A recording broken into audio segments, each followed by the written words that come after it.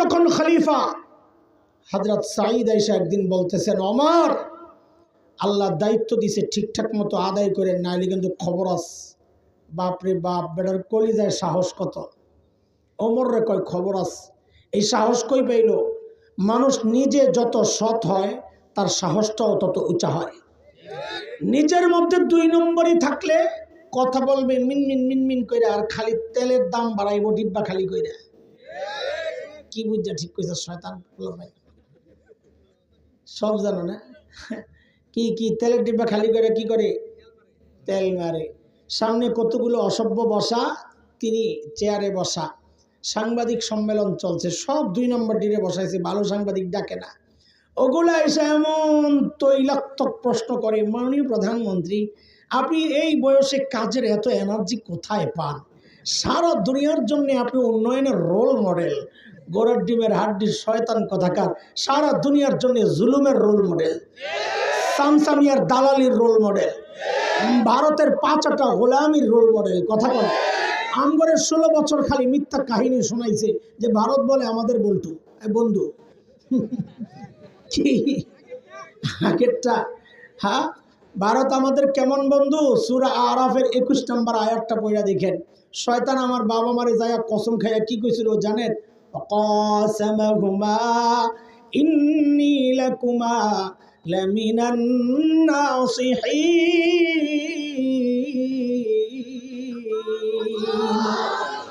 আল্লাহর কসম খায়া কয় আমি আপনাকে হিতাকাঙ্ক্ষী, আমারে ভুল বুঝছেন না। সুবহানাল্লাহ। শয়তান যার হিতাকাঙ্ক্ষী হয় তার শত্রু লাগে, ভারত যার বন্ধু হয় তারও শত্রু লাগে না। কথা বলে ঠিক করে হুদায় আমগরে এতদিন বোকাস কথা শোনাইছে। আমগরে চিনি দেয়, আমগরে কি দেয়, পেঁয়াজ দেয়, আলু দেয়, গরু দেয়। সুবহানাল্লাহ, কত বন্ধু আমাদের। একটু লেনজায় পারাত পড়ছে, যেই পাইপটা দিয়া যাইতোকা জিনিসপত্র, ওই পাইপটারে মানুষে কোপ দিয়া কাটটা লাইছে। এখন শুরু করছে পেজ দেবো না, এটা দেবো না, এটা দেবো না। দিস না তোকে পেজ না হলে কি আমগো আম্মাই শিখাইয়া গেছে পেজ ছাড়াও তরকারি রান্না যায়।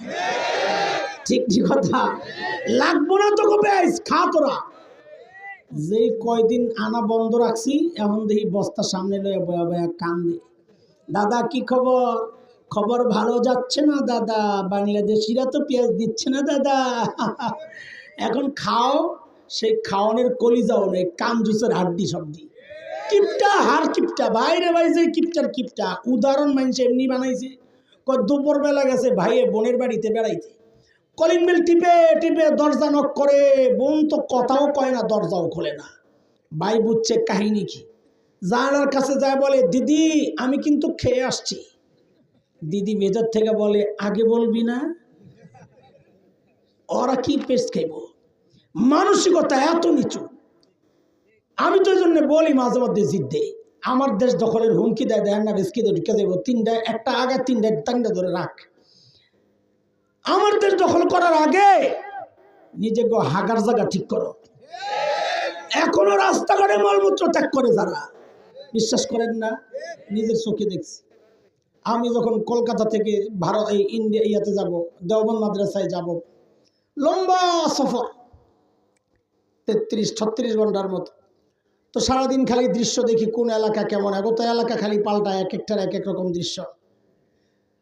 তো সকাল হইলেই একটা কৌতূহল আসতো, নতুন কোন এলাকা আইছে। ওই যে প্ল্যাটফর্মের সাইনবোর্ড দেওয়া থাকে নাম লেখা, ওই দেখতাম কোন এলাকা আইছে। তো হায় সকালবেলা জানালার কাছে গেলেই লজ্জায় মুখ ফিরায় নেওয়া লাগতো। কেন? রেল লাইনে সব লাইন ধরে বয়ে রয়েছে ফ্যামিলি প্যাকেজ, বুড়া জুয়ান নারী পুরুষ গুড়া গাড়া যা আছে, চিকুন বোতল একটা লইয়া বয়ে রয়েছে।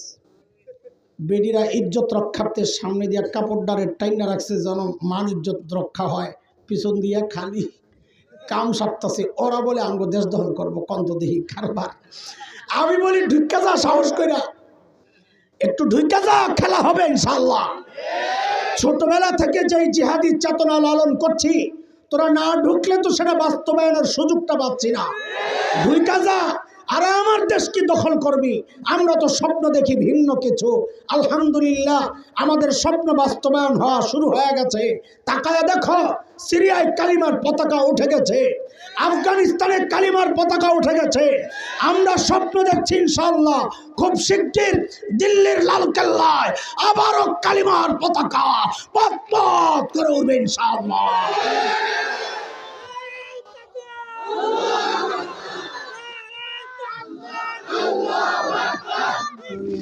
اتقوا الله ولتنظر نفس ما قدمت ولتنظر نفس ما قدمت لغد واتقوا الله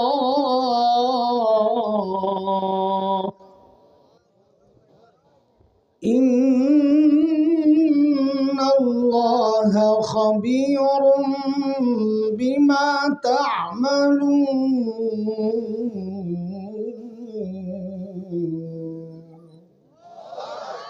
آمنت بالله صدق الله العلي العظيم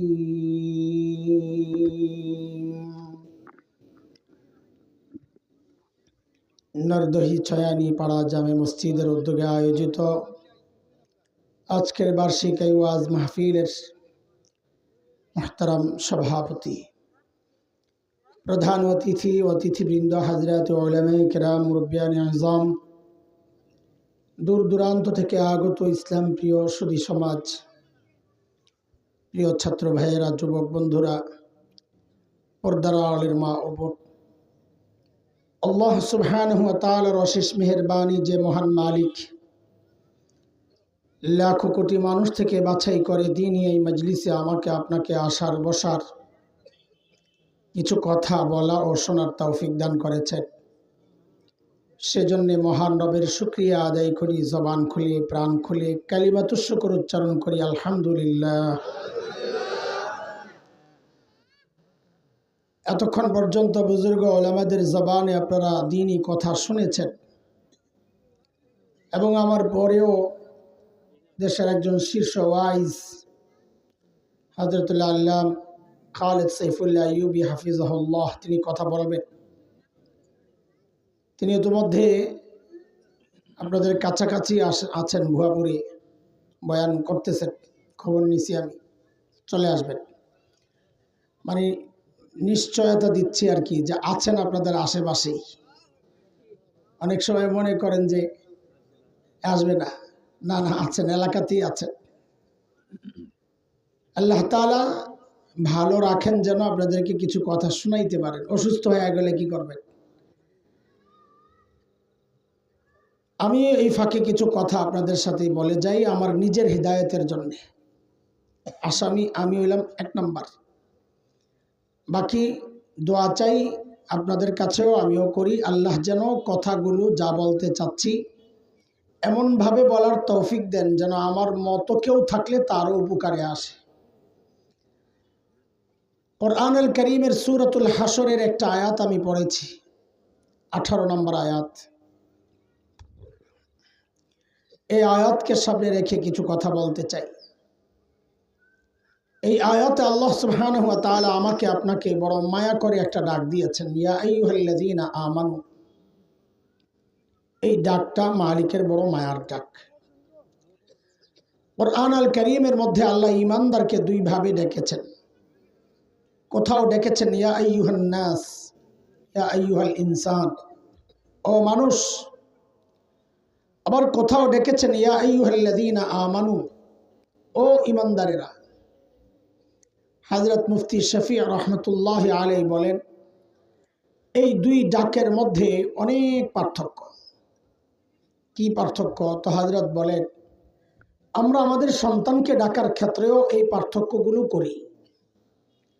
আমরা আমাদের সন্তানকে কখনো নাম ধরে ডাকি, কথার কথা বলি, এ আব্দুল্লাহ। এইভাবে ডাকলে সন্তানের মনে একটা অজানা আশঙ্কা কাজ করে যে বাবার ডাকের নমুনা ভালো মনে হচ্ছে না, হয়তো বাবা রেগে আছেন। কিন্তু কখনো কখনো কখনো কখনো বাবা বাবা আর সন্তানের যে সম্পর্ক ধরে ডাক দিয়ে বলেন আব্বু, তখন সন্তান বুঝে আমার বাবা আমাকে মায়া করে ডাক দিয়েছে। ঠিক আল্লাহ তাআলা যখন ডাকেন ও মানুষ, আল্লাহ যেন নাম ধরে ডাকলেন, হয়তো রেগে আছেন, কিন্তু যখন আল্লাহর বান্দার সাথে যে সম্পর্ক, ঈমানের সম্পর্ক, ওই সম্পর্ক ধরে যখন ডাক দিয়ে বলেন ও ঈমানদারেরা, তখন বুঝে নেওয়া আমার মালিক আমাকে বড় মায়া করে ডাক দিয়েছে। আমি যে আয়াতে কারিমা তিলাওয়াত করেছি, আচ্ছা এই লোকের এই সাইনবোর্ডটা দেখছেন নি আপনারা? সালমান সাউন্ড সিস্টেম, ঠিক আছে? কারো লাগলে নিবেন, ঠিক আছে? হ্যাঁ ঠিক আছে, এই তোর প্রচার আমি আসছে ভালো করে দিলাম, যা হাতে লাগলে পরে ব্যথা পাবে। আচ্ছা থাক, এটা করতে। আমি যে আয়াতে কারিমা তিলাওয়াত করেছি, ওই আয়াতে আল্লাহ আমাকে আপনাকে বড় মায়া করে ডাক দিয়ে দুইটা হুকুম করছেন। আল্লাহ বলেন ইয়া আইয়ুহাল্লাযীনা আমানুত্তাকুল্লাহ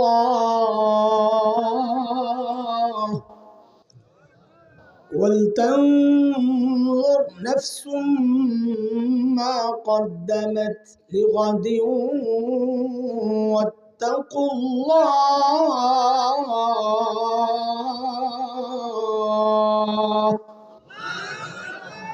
ও ঈমানদারেরা, আল্লাহকে ভয় করো, এক হুকুম।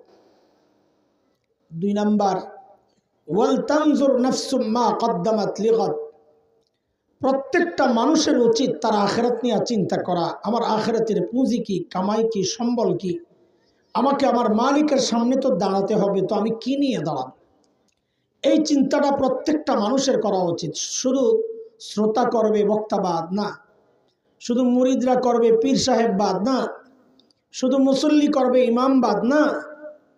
আল্লাহ বলেন সবাইকেই করতে হবে যে আমি আমার মালিকের সামনে কি নিয়ে দাঁড়াব। বলে ওই চিন্তা করি বলেই তো এই মজলিসে আসছি, নাকি অন্য কোনো দান্দা আছে? খিচুড়ি মুচুরি নাই, আল্লাহ বাঁচাইছে।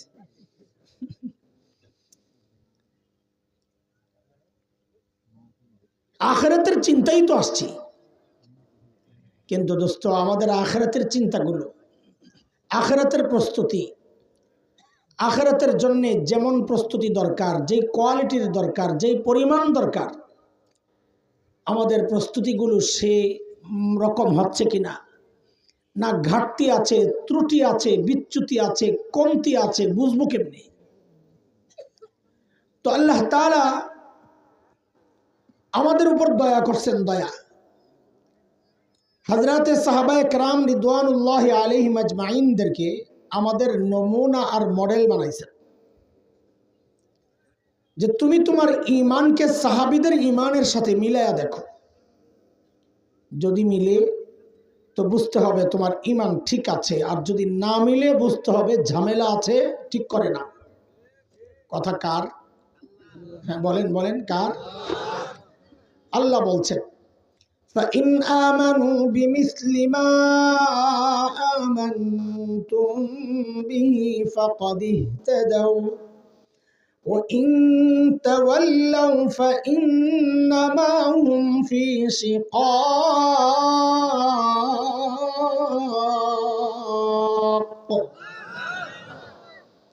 বলে তুমি তোমার তাকওয়াকে সাহাবীদের তাকওয়ার সাথে মিলাও।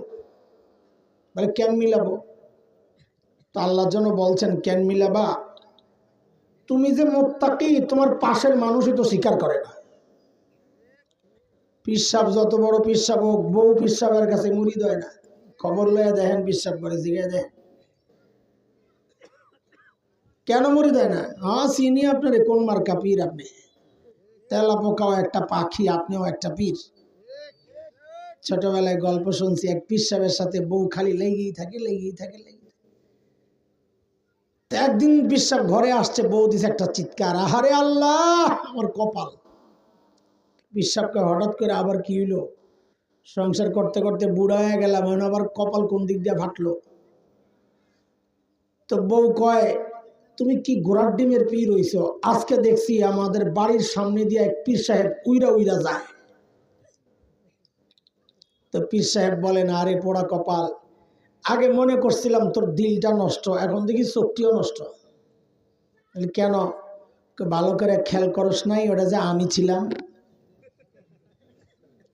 তো এখন বউ কি বলে, রে তাই তো কই, ডানা একটা ভাঙ্গা কেন? জামাইয়ের পীরগিরি বউর কাছে চলে না। তা আল্লাহ যেন বলছেন, তুমি যে মুত্তাকি তোমার পাশের মানুষই তো স্বীকার করে না। আর আমার নবীর সাহাবীরা যে মুত্তাকি, আমার নবী তাদেরকে শিক্ষা দিয়েছেন, তালিম দিয়েছেন। পড়ায় একজন, ফাইনাল পরীক্ষায়, কেন্দ্রীয় পরীক্ষায় পরীক্ষা নেয় আরেকজন, তাই না? বলেন না? আমি পড়াইলে কি পরীক্ষা, কেন্দ্রীয় পরীক্ষায় আমি পরীক্ষা নিব? নিবেন কে? আরেকজন। তা আল্লাহ কি বলেন, যে আমার নবী যাদেরকে পড়াইছেন তা আমি পরীক্ষা নিয়ে দেখছি ওদের তাকওয়ার পরীক্ষা। তো আমি সাক্ষী দিচ্ছি আমার নবীর সাহাবীরা মুত্তাকি, আমি পরীক্ষা নিয়ে দেখেছি ওরা পাস। কাজী তোমার তাকওয়া যদি ওদের তাকওয়ার সাথে মিলে যায় তো বুঝতে হবে তুমিও পাস। কার কথা এটা? আল্লাহ বলেছেন সূরা হুজুরাত 3 নম্বর আয়াত, মালিক বলেন, ইন্নাল্লাযীনা ইয়াগুদ্দুনা আসওয়াতাহুম ইনদা রাসূলিল্লাহ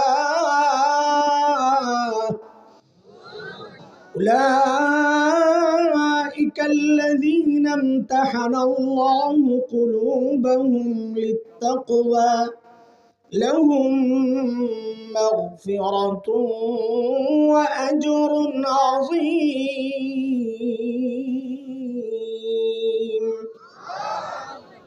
বলেন এইবার ঠিক করে আমাদের আমলকে কাদের সাথে মিলাইতে হবে?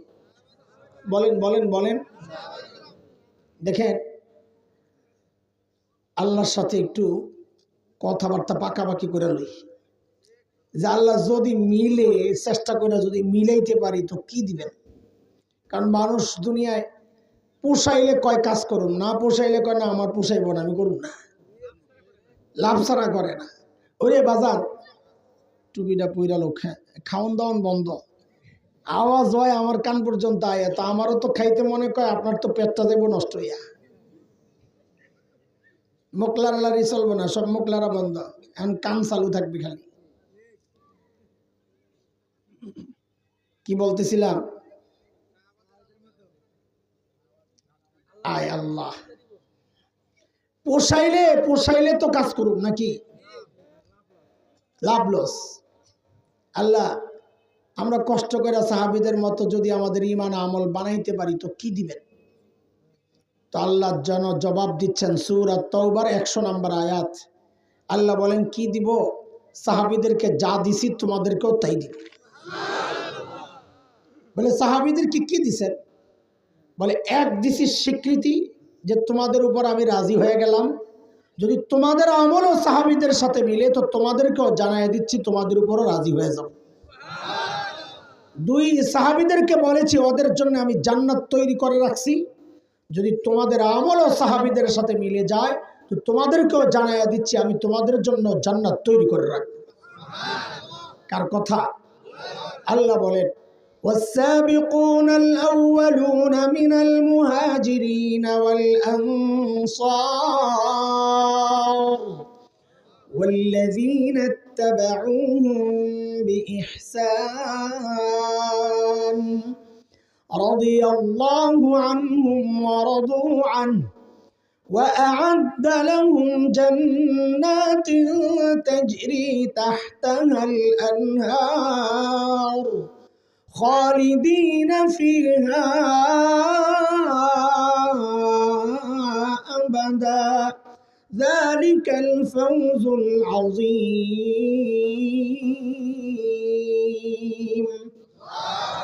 বলেন আমল কাদের সাথে মিলাইতে হবে? বলেন তা দেখেন, সাহাবীদের সাথে আমাদের আমল হুবহু মিলবে না। বলে কেন মিলবে না? বলে কেন মিলবে?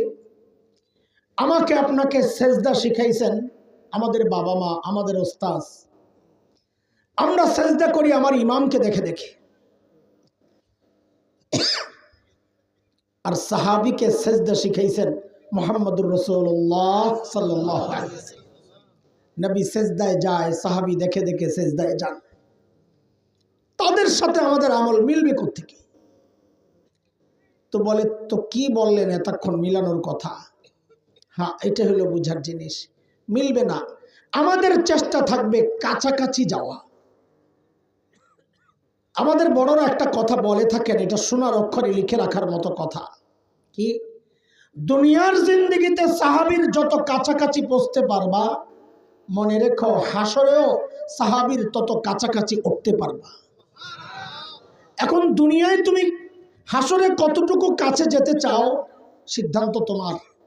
তাইলে দুনিয়ায়ও তত কাছাকাছি যাওয়ার চেষ্টা করো। হ্যাঁ, হতাশ হইয়েন না যে সাহাবীদের মতো আমাদের আমল হবে না, তো আমাদের কি হবে? সাহাবীদেরকে বানাইছেন কে? আমাদেরকে বানাইছেন জিবরাইল। সাহাবীদেরকে আল্লাহ নিজ হাতে বানাইছেন, আর আমাদেরকে হুকুম দিয়ে বানাইছেন নিজ হাতে।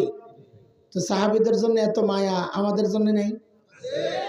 তাহলে বোঝা গেল আমাদের জন্য কিছু রাস্তাঘাট আছে আলাদা, স্পেশাল। কি সেটা?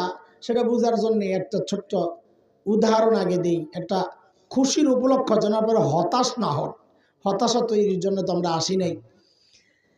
আপনাদের এই অঞ্চলে টমেটোর চাষ হয়? হয়? কম না বেশি? কম। মোটামুটি ফুল সিজনে কেজি থাকে কত? 10 টাকা হলে তো সস্তাই। হ্যাঁ হ্যাঁ, 5 টাকাও আসে, তা তো ভালোই হয়। আচ্ছা, 20 টাকাই ধরলাম, যান। আচ্ছা বলেন তো, এই 20 টাকার টমেটোটা ফ্রেশ না ভেজা? ফ্রেশ, টাটকা। 3 মাস আগে টমেটো খাইছেন কত কেজি? হায় রে খোদা, আমার কলিজাটারে আর কোবায়েন না। আপনারা যখন 100-150 বলেন, আমার কলিজাটা ছিঁড়া যায়। কারণ আমি তো ধরা খাইছি 280 টাকায়। এক জায়গায় যাই শান্তি পাইছিলাম, একজন কইছে, হুজুর আমি 300 টাকা কেজি খাইছি শেষ। আমি মাশাআল্লাহ, অনেকদিন পর একটু শান্তি পাইলাম। আচ্ছা ধরলাম 200 টাকা অফ সিজনের টমেটো। আচ্ছা বলেন তো, ওই 200 টাকার টমেটোটা ফ্রেশ না ভেজাল? কারবারটা দেখো তো, ফ্রেশটা খায় 10 টাকায়, ভেজালটা খায় 200 টাকায়। কাহিনী কি? এই উলট পালট, এই তারতম্যের কারণটা কি? সিজন আর আনসিজন। সাবাস, এই তো আসছে কথা। তাহলে কি পাইলাম এই উদাহরণ থেকে? একটা কি বলে, একটা একটা মূলনীতি আমরা বের করি। সেটা হচ্ছে, সিজনের জিনিস হয় ফ্রেশ, রেট হয় কম। না কম কেন দিবে আপনি? আত্মীয় লাগে, ওইটা আসল রেট। ওইটাই কি আসল রেট, সলিড রেট। অফ সিজনের জিনিস হয় ভেজাল, কিন্তু রেট হয়। এটা আবার বলেন ভালো করে, এটা যত বসাইবেন ততই আমাদের জন্য এটা একটা শান্তির খোরাক দিবে ইনশাআল্লাহ। বলেন, সিজনের জিনিস হয় ফ্রেশ, রেট হয় কম। কয় আবার? আসল রেট। অফ সিজনের জিনিস হয় ভেজাল, কিন্তু রেট হয়। আল্লাহর সাথে যখন একান্তে কথা বলবেন, বলেননি আপনারা একা একা একা কথা বলেন? একা একা কথা না বললে মহাব্বত বাড়বে না। আল্লাহর সাথে যত একা একা কথা বলবেন তত বেশি মহাব্বত বাড়বে। বলে একা একা আবার কি কথা বলবো আল্লাহর সাথে? যা মনে চায় বলবেন। চুপ করে বলবেন, আল্লাহ আমার লগে রাগ হইছেন না, গুনাহ করছি দেখে আমার উপর রাগ, মাফ করে দিলে তো হয়। আল্লাহ আমারে জাহান্নাম দিবেন না, আপনি নিজে হাতে বানাইছেন না, আমি নিজে হাতে কোনো জিনিস বানাই নষ্ট করি, আপনিও দিবেন না আমারে। আচ্ছা যদি দেন তো শোনেন, আমারে জাহান্নাম দিলে আপনার শত্রু, আপনার নবীর শত্রু, আমার শত্রু শয়তান খুশি হইব। আর আমারে জান্নাতে দিলে আপনার প্রিয় হাবিব খুশি হবেন। কারে খুশি করবেন আপনার ইচ্ছা, আমি কি করব? বয়ে বয়ে বুড়ুর বুড়ুর বুড়ুর বুড়ুর করবেন তো মহাব্বত বাড়বে। ঠিক আছে কথা? ওই এক সময় কয়ে নেবেন, আল্লাহ একটা কথা মনে পড়ছে, একটু বলি। বল। বলে, আল্লাহ আমারে তো ইবাদতের সিজনে পাঠান নাই। বলে, ইবাদতের সিজন আবার কোনটা? বলে, ওই যে যারা নবীকে দেখে দেখে ইবাদত করছে, ওটা হলো ইবাদতের সিজন। আমারে পাঠাইছেন অফ সিজনে, ফিতনার জমানায়, শেষ জমানায়। তো কি হয়েছে বল? বলে, আল্লাহ যেহেতু অফ সিজনে পাঠাইছেন, অফ সিজনের জিনিস হয় ভেজাল, আমার আমলটাও একটু ভেজাল হইলেও হইতে পারে, কিন্তু রেটটা বাড়াইয়া দেওয়া লাগবে। পারবেন না কইতে? হ্যাঁ, আপনারা কি মনে করতেছেন আমি বানায় বানায় একটা মিলিয়ে দিতেছি? হাদিসে ইশারা আছে, যারা ওলামা তারা জানেন। নবী আলাইহিস সালাম বলেছেন, শেষ জামানায় যারা সুন্নত আঁকড়ে ধরবে, আল্লাহ সুন্নতের সওয়াবকে বাড়াইতে বাড়াইতে শহীদের সওয়াব দিয়ে দিবেন।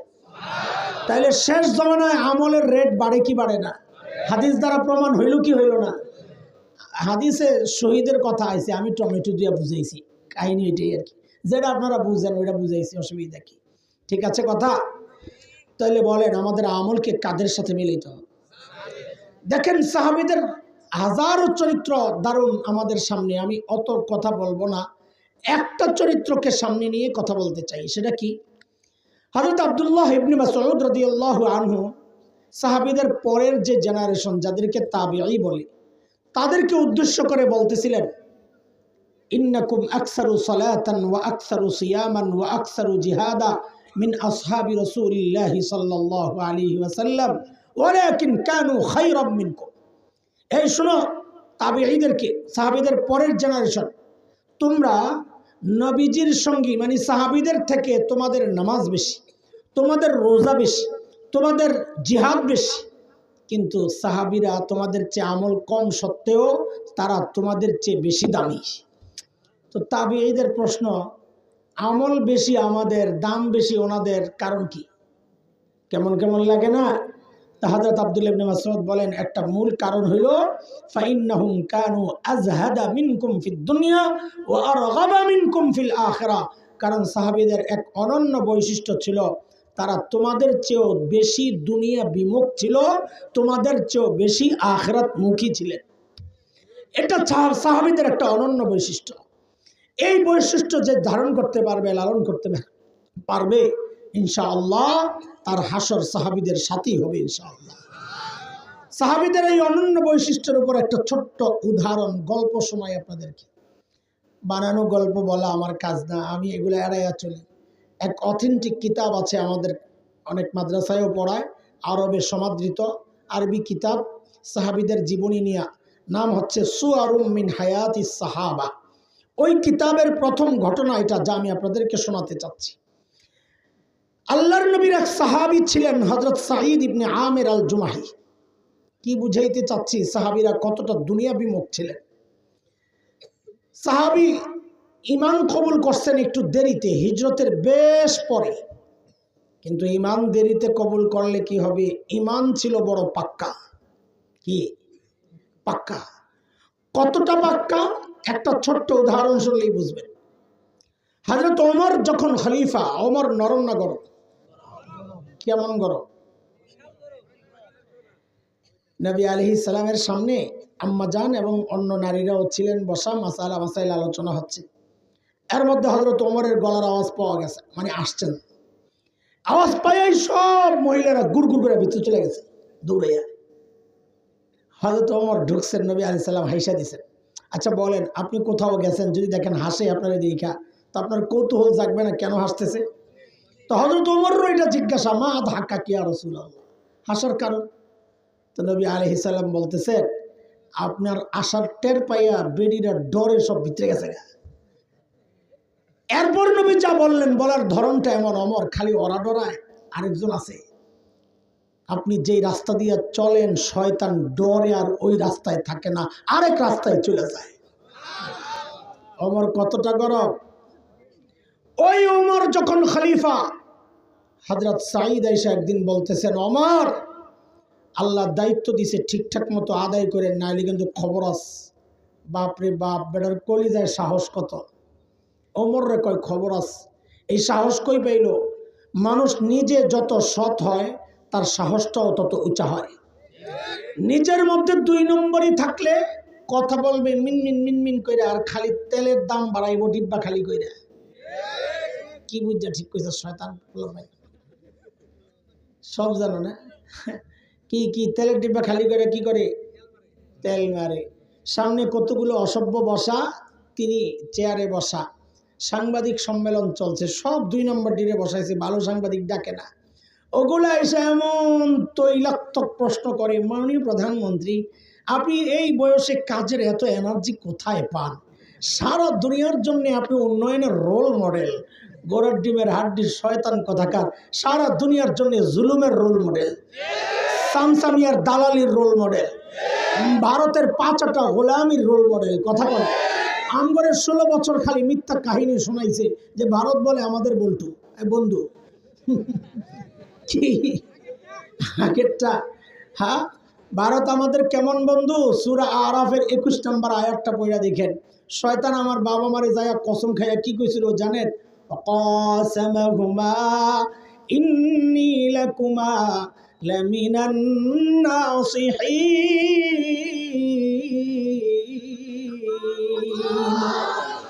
আল্লাহর কসম খায়া কই আমি আপনাকে হিতাকাঙ্ক্ষী, আমারে ভুল বুঝেন না। সুবহানাল্লাহ।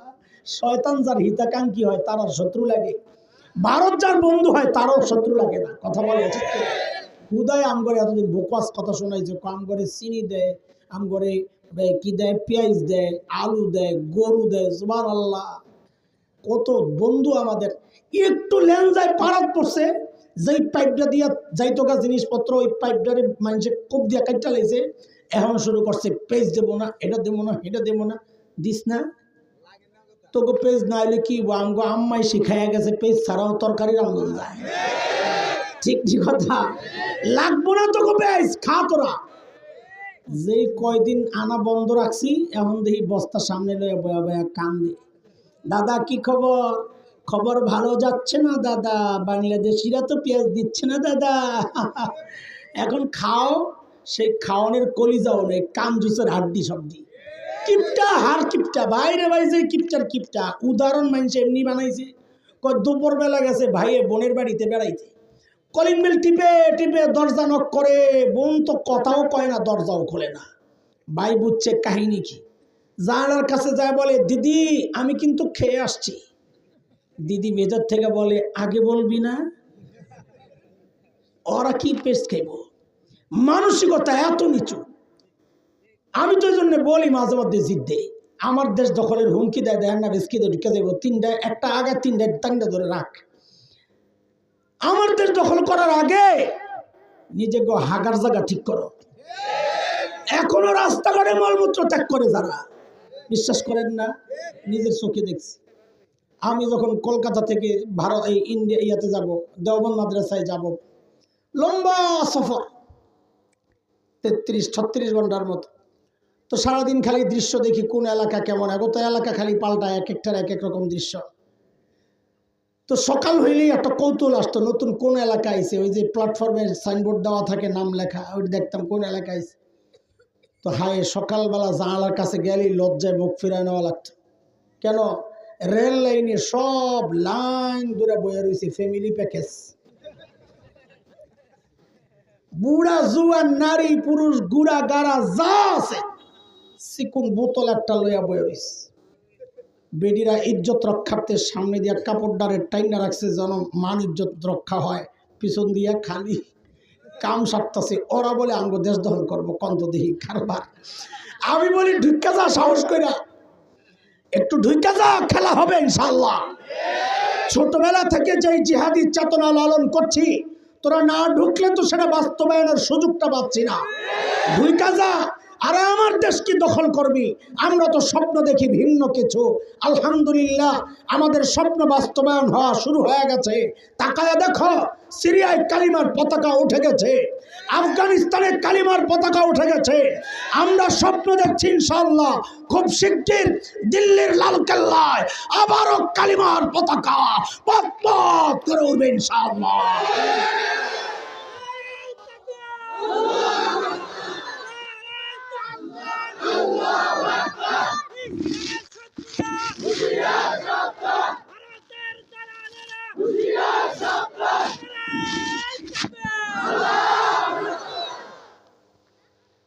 আল্লাহ আল্লাহ আল্লাহ। হযরত ওমর রে যখন আয়া কয় ওমর ঠিকঠাক মতো কাম করেন, খবর আছে।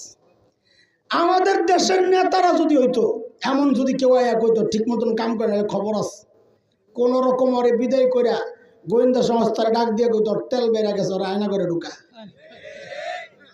ঠিক নি কথা? কিন্তু তিনি তো ওমর, তিনি কি ওমর?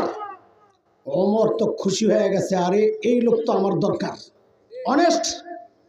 এমন সৎ আমার দরকার। জোর করে ধরে সিরিয়ার এক শহর ছিল হিমস, হিমসের গভর্নর বানায়া পাঠায় দিস, যাও ভাই দায়িত্ব আদায় করো। হিমসের একটু অর্থনৈতিক মন্দা চলছিল তখন, কিন্তু এলাকা ধনী এলাকা, ব্যবসায়িক এলাকা। হিমস থেকে এক দল আসছে হযরত ওমরের সাথে সাক্ষাৎ করার জন্য, কিছু অভিযোগ নিয়ে, ওই অর্থনৈতিক মন্দা এটার জন্য। হযরত ওমর তাদেরকে বললেন, তোমরা একটা কাজ করো, হিমসের গরিবদের একটা লিস্ট দাও আমারে, আমি বাইতুল মাল রাষ্ট্রীয় কোষাগার থেকে তাদের জন্য কিছু বরাদ্দ দিয়ে দিই। বেটারা সুযোগ পাইয়া লিস্ট একটা করছে লম্বা, নিয়ে হযরত ওমরের কাছে জমা দিয়েছেন ফুকারা ও হিমস, হিমসের গরিবদের লিস্ট। হযরত ওমর লিস্টটা হাতে নিয়ে অবাক হয়ে তাকায় আছেন। কেন? দেখেন যে লিস্টের শুরুর দিকেই হিমসের গভর্নর সাঈদ ইবনে আমের আল জুমাহির নাম। সাঈদের ওমর জানতে চাইলেন, আমিরুকুম ফাকিরুকুম, কি ব্যাপার, তোমাদের গভর্নর বুঝি গরিব মানুষ? হিমসের লোকেরা জবাব দিলেন, বালা আমিরুনা আফকারুনা, আমাদের গভর্নর শুধু গরিব না, হিমসের মধ্যে সবচাইতে গরিব। আয় আল্লাহ, এই খবর শুই না হযরত ওমরের হৃদয়টা ঠান্ডা হয়ে গেছে। খুশিতে 1000 স্বর্ণ মুদ্রা প্যাকেট করে দূত মারফত পাঠিয়ে দিয়েছেন, যাও আমার পক্ষ থেকে আমার সাঈদকে এটা হাদিয়া দিয়ে আসো। কত? 1000 কি স্বর্ণের মুদ্রা? 1000 বুঝেন কিছু হিসাব? সুবহানাল্লাহ। এক স্বর্ণ মুদ্রা বাংলাদেশি মানে হিসাবে, যেটা আর কি গ্রামের হিসাবে, হানাফি মাযহাব মতে 3.2 গ্রাম, তার মানে 3.5 পয়সায় 1 ভরি হয় কাছাকাছি। তাহলে 1000 স্বর্ণ মুদ্রা মানে 350 ভরি, 1 লাখ টাকা করে ভরি হইলেও তো 3.5 কোটি টাকা। 1 লাখ তো নাই, বেডিগো কপাল গলছে, অন্ত 1.5 লাখ টাকা। সুবহানাল্লাহ। এই বিশাল অঙ্কের হাদিয়া যখন হযরত সাঈদের কাছে পেশ করা হয়েছে, আরে দুনিয়া বিমুখতা কাকে বলে দেখেন। হযরত সাঈদ প্যাকেটটা খুলি যখন বুঝলেন এই বিশাল অঙ্কের হাদিয়া তার জন্য, তিনি সাথে সাথে প্যাকেটটাকে ছুঁড়ে মেরে চিৎকার দিয়ে বলে উঠলেন, ইন্না লিল্লাহি ওয়া ইন্না ইলাইহি রাজিউন। কি বলছেন? হাদিয়া পাইলে ইন্না লিল্লাহ পড়ার কথা না আলহামদুলিল্লাহ। আপনারা কি পড়তেন জানি না, আমার ইমানের যে অবস্থা, এমন একটা পোটলা যদি পাইতাম রে ভাই, লাভ দিয়ে ভিতরে যেতাম গা, বউরে কইতাম আলহামদুলিল্লাহ পড়ো, আমিও পড়তাম, আলহামদুলিল্লাহর খতম সারি করতাম। বিশ্বাস না হইলে দিয়া দেখেন না। আল্লাহর নবীর সাহাবী কি পড়ছেন? এমন ভাবে ইন্না লিল্লাহ পড়ছে, ভেতর থেকে বউ গেছে ডরাইয়া, কিরে মদিনা থেকে দূত আসছে, না জানি কোন দুঃসংবাদ নিয়ে আসছে, আল্লাহ জানে। সাথে সাথেই জানতে চাইলেন, আকুতিলা উমর ইবনুল খাত্তাব, কি ব্যাপার, এইভাবে ইন্না লিল্লাহ কেন পড়লেন? হযরত ওমর বুঝি শহীদ হয়ে গেছে? হযরত সাঈদ জবাব দেন, না না, ঘটনা তা না, বরং তার চেয়েও মারাত্মক, তার চেয়েও। বিবি আবার জানতে চাইলেন, আকুতিলাল মুসলিমুনা ফি মারিকা, তাইলে কি কোনো যুদ্ধে মুসলমান ব্যাপকভাবে শহীদ হয়ে গেল কিনা? এইভাবে ইন্না লিল্লাহ কেন পড়লেন? হযরত সাঈদ জবাব দেন, না না, ঘটনা তাও না, বরং তার চেয়েও মারাত্মক। বউ কয়, তার চেয়েও মারাত্মক ঘটনা কি হবে? আরে না জানি আমার জামাইয়ের কল্লাটা নিতে পাঠাইছে। আরে বলেন না, আমার তো কলিজা শুকায়া যাচ্ছে, কেন এইভাবে ইন্না লিল্লাহ পড়লেন? আল্লাহ আল্লাহ আল্লাহ।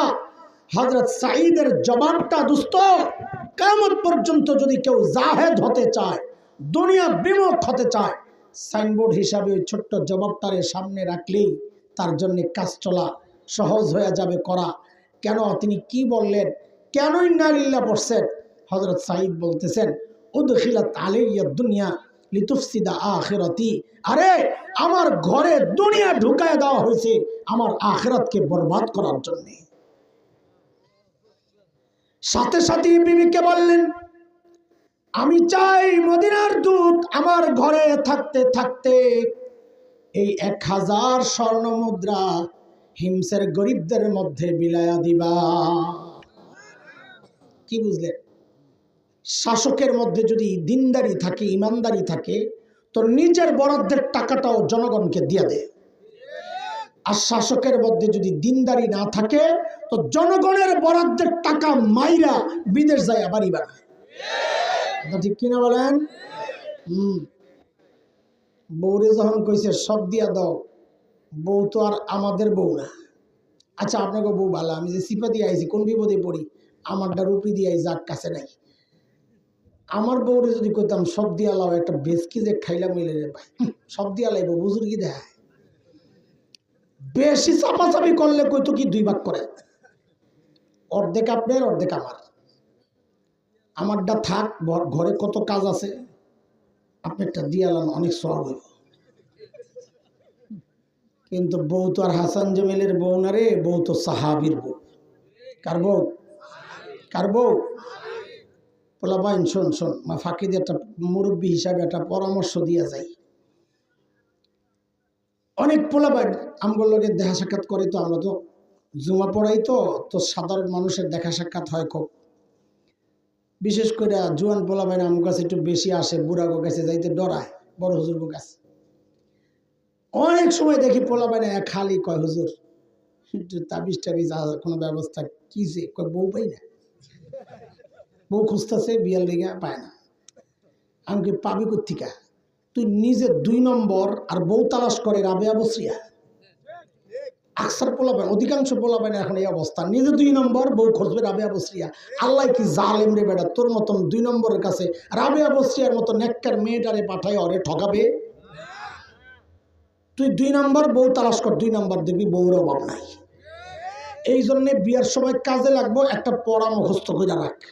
যারা বিয়া করস নাই তারা আমার সাথে সাথে বলবি, সরব লাগলে মাথাটা নিচে দিয়ে বলবি। বল সবাই, জেসকার লগে তেসকা। হাসে, বড় মুখস্থ করবো, হাসে। বিয়ার সময় কামে লাগবো, শেষের সময় আমার লাগে ঠিকই দোয়া করবা। কর জেসকার লগে তেসকা, জোরে কর। হ্যাঁ, ওই যে একজনে এইটা কুইসারে কয় শুটকির লগে বেগুন। হ্যাঁ, তোমারটাই ঠিক আছে। এটা আমার কথা না, এটা কোরআনের কথা। সূরা নূরে আসছে, তালাশ করে দেখেন আল্লাহ কি বলেন। আল খাবিসাতু লিল খাবিসিনা ওয়াল খাবিসুনা লিল খাবিসাত ওয়াত-তাইয়িবাতু লিত-তাইয়িবিনা ওয়াত-তাইয়িবুনা লিত-তাইয়িবাত উলাইকা মুবাররাউনা মিম্মা ইয়াকুলুন لهم مغفرة ورزق كريم। এই আয়াতের সংক্ষেপ তরজমা যদি করি তো এটাই বেরিয়ে বল, জেসকার লগে মন থাকবো তো ইনশাআল্লাহ। ঠিক আছে, চলেন। জেসকার লগে তেসকার, এটা উদাহরণটা ভালো করে বুঝ। এই যে মুরব্বীরা আমার ডানে পাশে, আমার বাবাজিরা, বা আমরাও বিয়ের সময় আমরা নিজেরা দেখতে যাইনি, মা বাবা দেখবে বাস যথেষ্ট, আমি তো দেখি নাই। তো ওই সময় যদি দেখতে যাইতো, তো যাইয়া মেয়েরে কি জিজ্ঞেস করতো? সূরা কালাম জিগাইতো, গোসলের ফরজ, অজুর ফরজ, এই জিগাইতো, ঠিক না? তাও তো মেয়েরা দিনদার ইমানদার, তাও জবাব দিতে পারতো না। আগের মেয়েরা অত লাজুক ছিল। আমার এক ওস্তাদ গেছে, নিজে বলছে গল্প, কয়েকটা লাজুক মেয়ের খবর পাইছি।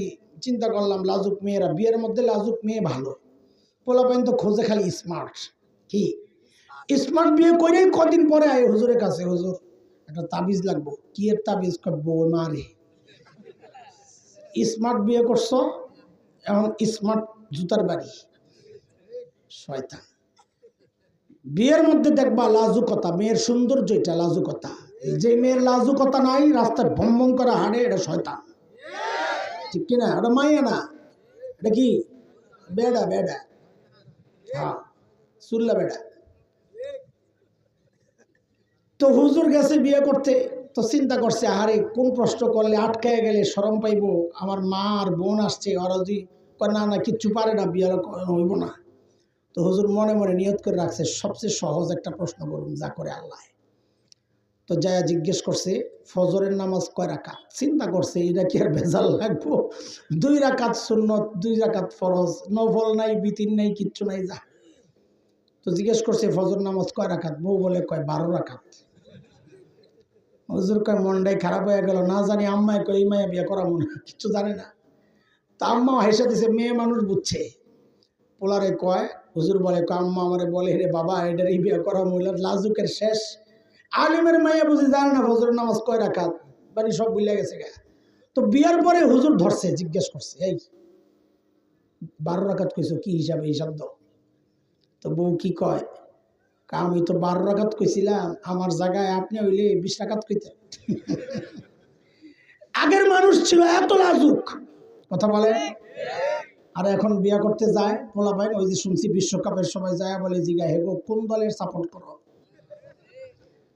এই প্রশ্ন করা ঠিক আছে নি? এই কিছুই বুঝে না এতক্ষণ। আরে ঠিক আছে, কেন অপ্রশ্ন করে যাই না লোক। ওই যে একটা খবিস, ওর লগেরটাও খবিস পড়ে কিনা, এটার নাম হইল জেসকার লগে তেসকা। বুঝে আসছে না এইবার? আল্লাহ বউরে যখন কইছে সব দিয়া দাও, বউ সাথে সাথে নিয়ে সব দিয়া দিস। দুধ এই কারবার দেখা বলে হাই কই আসলাম, এরা মানুষ না ফেরেশতা। দ্রুত ফেরত গেছেন মদিনায়। যায়া হযরত ওমরের কাছে যখন সব শুনাইছেন, হযরত ওমর এতটা আপ্লুত হইছেন, দিলটা এতটা ঠান্ডা হয়ে গেছে খুশিতে। হযরত ওমর ঘোষণা দিলেন, এই কাফেলা রেডি কর, আমার সাইদকে দেখতে যাব। ভাই এত সোজা কথা না, ওই সময়ের সফর 400 কিলোর উপরে, সেই হিমস মদিনা থেকে। কিন্তু হযরত ওমর এত আনন্দিত হয়েছেন, দেখার জন্য অস্থির হয়ে গেছে। সাইয়েদনা ওমরের কাফেলা যখন হিমসে ঢুকে, গোটা হিমস যেন ভেঙে পড়ে। চারদিক থেকে হাজারো মানুষ ছুটে ছুটে আসছে। কেন? আহারি মদিনা থেকে আমাদের আমিরুল মুমিনিন আসছেন, আল্লাহর নবীর শ্রেষ্ঠ সাহাবী ওমর ইবনুল খাত্তাব আসতেছেন এক নজর দেখার জন্য। হযরত ওমর বসা, পাশে সাঈদ ইবনে আমের। সাইয়েদনা ওমর চিন্তা করলেন, সাঈদকে আমি তো ভালো জানি, কিন্তু জনগণ কি বলে। অনেক সময় দেখা যায় নেতার কাছে নেতা ভালো, কিন্তু পাবলিক দেখতে পারে না, হয় কিনা? আমার সাইয়েদনা ওমর ডাক দিয়ে জিজ্ঞেস করলেন, এই হিমসের মানুষ, তোমাদের গভর্নরের বিরুদ্ধে কারো কোনো অভিযোগ আছে? থাকলে দাঁড়ায়া যাও।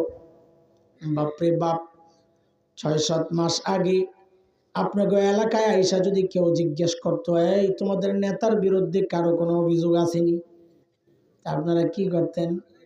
মাথাটারে নিচের দিকে দিয়া বলতেন, না না দাঁড়াবো না, অভিযোগ আছে কিন্তু দাঁড়াবো না। কেন?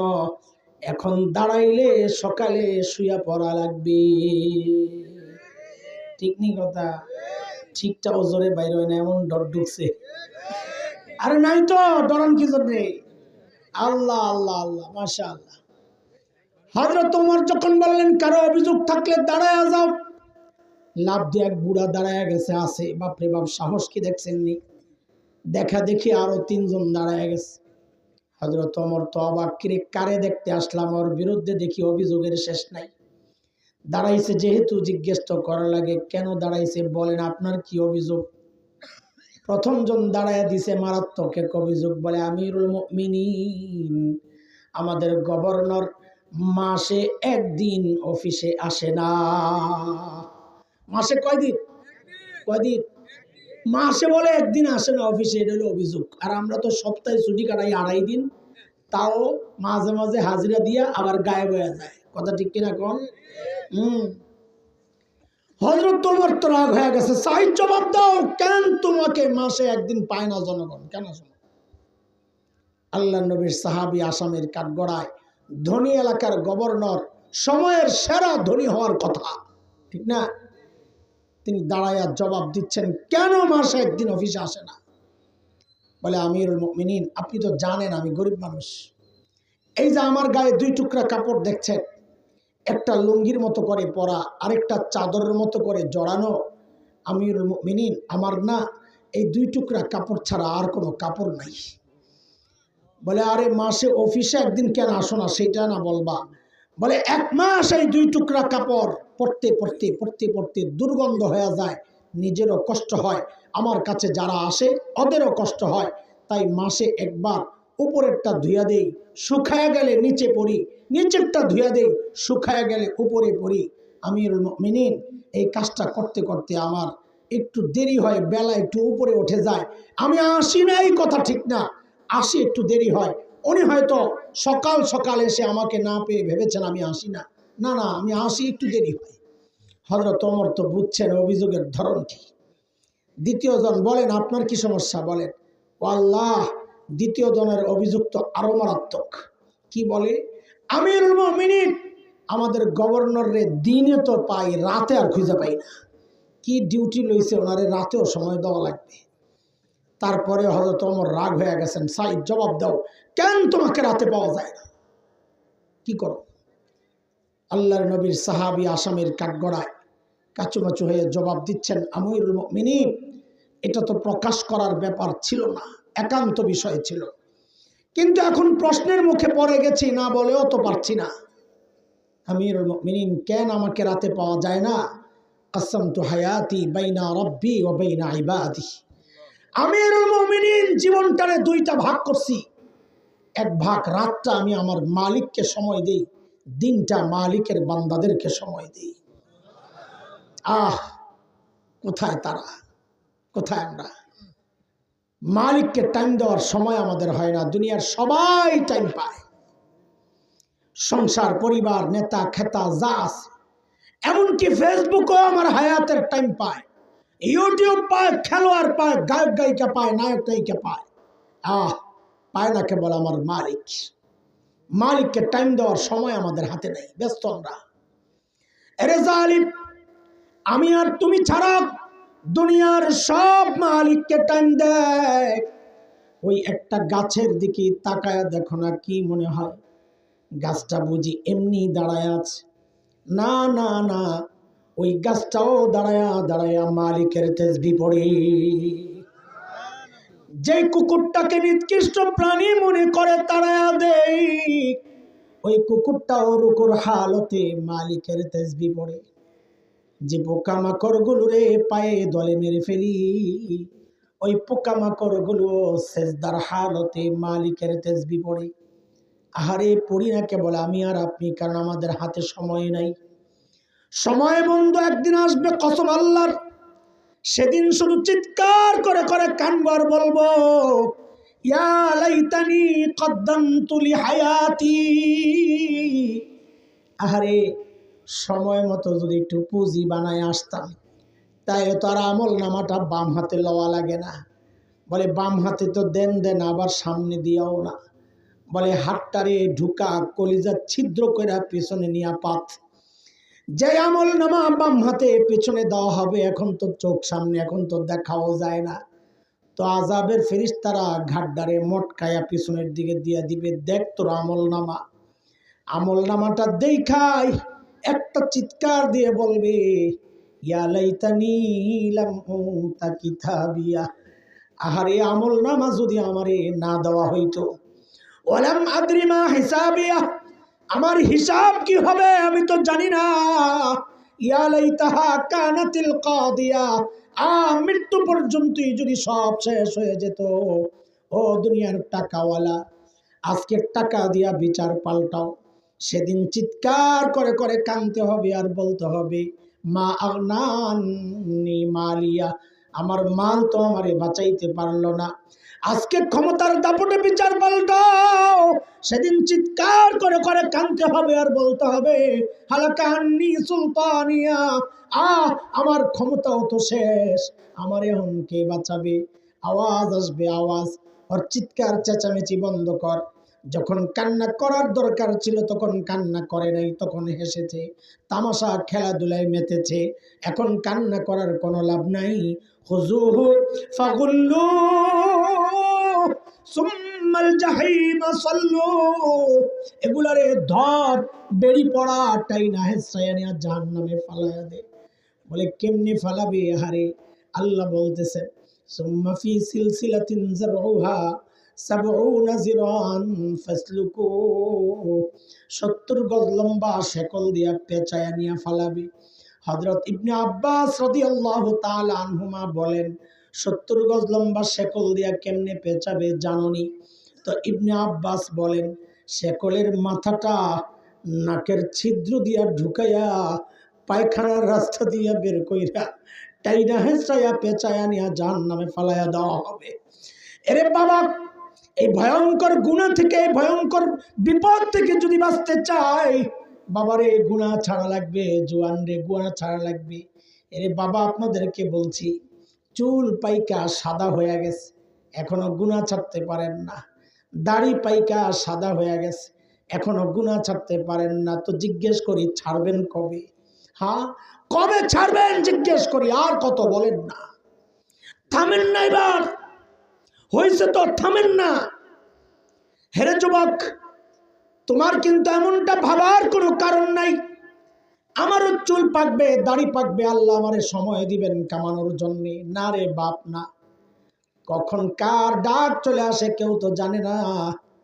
কত বাবারে দেখছি সন্তানের লাশ কাঁধে নিয়ে যাইতেছে। আহারে, কে জানে এই মজলিসেও এমন কেউ বসা আছেন, তার খবর নাই। সে বসে আছে এখানে, কিন্তু তার কাফনের কাপড়টা চলে আসছে দোকানে।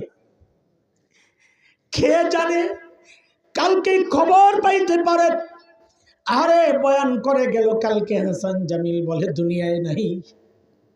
কখন কার ডাক চলে আসে।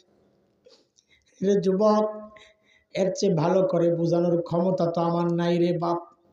শেষ চেষ্টাটাও আমি কইরা যাইতে পারি। তোরা আমার সামনে আয়, আমার সামনে আয়, তোদের পাওগুলা আমার সামনে মেলা দে। আমি ওই পাওগুলার জড়ায়া ধইরা বৈশা বৈশা সারা রাত কান্না করি। যুবক, তাও তোরা গুনাহ ছেড়ে দে বাবা, গুনাহ ছেড়ে দে, গুনাহ ছেড়ে দে। আর এই গুনাহওয়ালা চোখগুলা নিয়ে, এই গুনাহওয়ালা কান নিয়ে মালিকের সামনে কেমনে দাঁড়াবো? এই গুনাহওয়ালা হাত পাও নিয়ে মালিকের সামনে কেমনে দাঁড়াবো? যখন আমার চোখ, আমার কান, আমার হাত পাও আমার বিরুদ্ধে মালিকের আদালতে সাক্ষী দিবে। আল্লাহ বলেন সূরা হামিম সাজদা 20, 21, 22 নম্বর আয়াত তেলাওয়াত করে দেখেন আল্লাহ কি বলেন। হাত্তা ইযা মা জাউহা শাহিদা আলাইহিম সামউহুম ওয়া আবসারুহুম ওয়া জুলুদুহুম বিমা কানু ইয়ামালুন। আল্লাহ বলেন হাত পাও সাক্ষী দিবে। সূরা ইয়াসিনে আসছে, আল ইয়াউমা নাখতিমু আলা আফওয়াহিহিম ওয়া তুকাল্লিমুনা আইদিহিম ওয়া তাশহাদু আরজুলুহুম বিমা কানু ইয়াকসিবুন। হাত কথা বলবে, পা কথা বলবে, বাঁচার তো কোনো উপায় নাই। বাঁচার উপায় একটাই, গুনাহ ছাড়েন, গুনাহ ছাড়েন। শুরুতে বলেছি আপনাদের মধ্যে হতাশা তৈরির জন্য কথাগুলো বলছি না, সতর্ক হওয়ার জন্য। হতাশ হওয়ার কিচ্ছু নাই, কিচ্ছু নাই। কেন? আমাদের একজন বড় আপনজন, এক গফফার মালিক আছেন। কে আছেন? কে কে? না না, গফফার বলেন কে? বলে গফফার চিনেন? বলে চিনি তো। কি চিনেন? হায় আল্লাহু আকবার, আল্লাহু আকবার। আরে বলেন না চিৎকার করে আল্লাহু আকবার।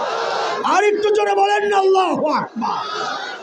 আরে গফফার চিনেন? গফফার দুনিয়ার সবাই অপরাধী খুঁজে শাস্তি দেওয়ার জন্য। সন্তানও যদি অপরাধ করে মা খোঁজেন, বাবা খোঁজেন শাস্তি দেওয়ার জন্য। গফফার ওই মালিকের নাম যিনি অপরাধী খোঁজেন মাফ করার জন্য। প্রতি রাতে শেষ রাতে আইসাই ডাকতে থাকেন, আলামিন মুস্তাগফিরিন ফাগফির আলাহ। এই কে কে গুনাহ করছো, আসো আসো, আমি আল্লাহ আসছি, আমি গফফার আসছি তোমারে মাফ করার জন্য। তুমি একবার মাফ চাও, আমি মাফ করে দিব। বলে আল্লাহ মাফ করবেন কত? তো জবাব আসতেছে, বান্দারে তুই গুনাহ করছস যত। আল্লাহু আকবার। বলে মাফ করবেন কত? বলে গুনাহ করছস যত। বলে কত? বলে যত। বলে কত? বলে কত? শোন শোন শোন, তোর গুনার পরিমাণ যদি দুনিয়াটা বইরা ভরতে ভরতে ভরতে ভরতে আসমানে যায়া লাগে রে বান্দা, লা উবালি, আমার কোনো পরোয়া নাই, তুই মাফ চাইলে সাথে সাথে আমি তোর জিন্দেগির সব গুনাহ মাফ করে দিব। এমন মালিক থাকতে পেরেশান হওয়ার কিচ্ছু নাই, নিরাশ হওয়ার কিচ্ছু নাই। ভুল হয়ে গেছে গেছে, অতীত পরিষ্কার করি, ভবিষ্যতের জন্য প্রতিজ্ঞাবদ্ধ হই, গুনাহ করব না ইনশাআল্লাহ তাআলা। ওই যে শুরুতে যে আয়াত পড়েছিলাম সূরা হাশরের 18 নম্বর আয়াত, আল্লাহ বলেন আল্লাহকে ভয় করো। ভয় করা মানে আল্লাহর ভয়ে গুনাহ ছেড়ে দাও আর আখিরাতের জন্য প্রস্তুত হও। সাহাবায়ে কেরামের একটা আজীব সিফত ছিল এটা কি, আমরা সেই সিফত সাহাবীদের সেই গুণটা আমরা নিজেরা প্রতিজ্ঞা করি, সেই গুণের সাথে যেন আমরাও গুণান্বিত হই। বলি আমরা ইনশাআল্লাহ, নেক আমল যত ছোট হোক, বলেন বলেন বলেন বলেন, মুখস্থ আজকের এই সার পুরা বয়ানের সার কথা বলি, একটা প্রতিজ্ঞার মাধ্যমে শেষ করি। বলেন নেক আমল যত ছোট হোক ছাড়বো না, গুনাহ যত ছোট হোক করব না। বলেন ইনশাআল্লাহ ইনশাআল্লাহ। তাইলে ওই আয়াতে আল্লাহ যে হুকুম করছেন দুইটা, আখিরাতের জন্য প্রস্তুত হও আর গুনাহ ছেড়ে দাও, ওই আল্লাহর এই হুকুম মানা হয়ে যাবে। আল্লাহ বলেন ইয়া আইয়ুহাল্লাযীনা আমানুত্তাকুল্লাহ নাফসুম মা কদ্দামাত লিগাদ ওয়াত্তাকুল্লাহ ইন্নাল্লাহা খাবীরুম বিমা তা'মালুন।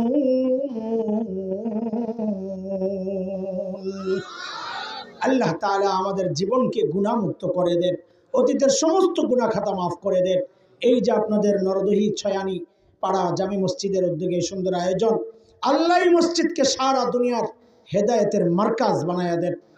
এই মসজিদকে কেন্দ্র করে আল্লাহ গোটা এলাকার মধ্যে হেদায়েতের আলো ছড়িয়ে দেন এবং আজকের এই মাহফিলকে আমাদের সকলের হেদায়েতের জরিয়া বানায়া দেন। মাহফিল আয়োজনে যাদের ভূমিকা ছিল, অর্থ, সময়, শ্রম, পরামর্শ দিয়ে যারাই যেভাবে সহযোগিতা করেছেন, আল্লাহ সকলের এই সহযোগিতাকে নাজাতের ওসিলা বানায়া দেন। আমিন আমিন। ওয়া আখিরু দাওয়ানা আলহামদুলিল্লাহি রাব্বিল আলামিন। আমি আপনাদের কাছে একটা আবেদন রেখে যাই, আমার ভাই হয়তো খুব শিগগির চলে আসবেন 10-20 মিনিটের মধ্যে, কারণ আমি যখন আসতেছিলাম তখনই শুনছি বয়ান করছেন, তো তিনি তো লম্বা বয়ান করতে পারেন না বলতে যোগ্যতা না, অসুস্থতার কারণে, তো এই জন্যে মাজুর হয়ে গেছেন একটু। তো এই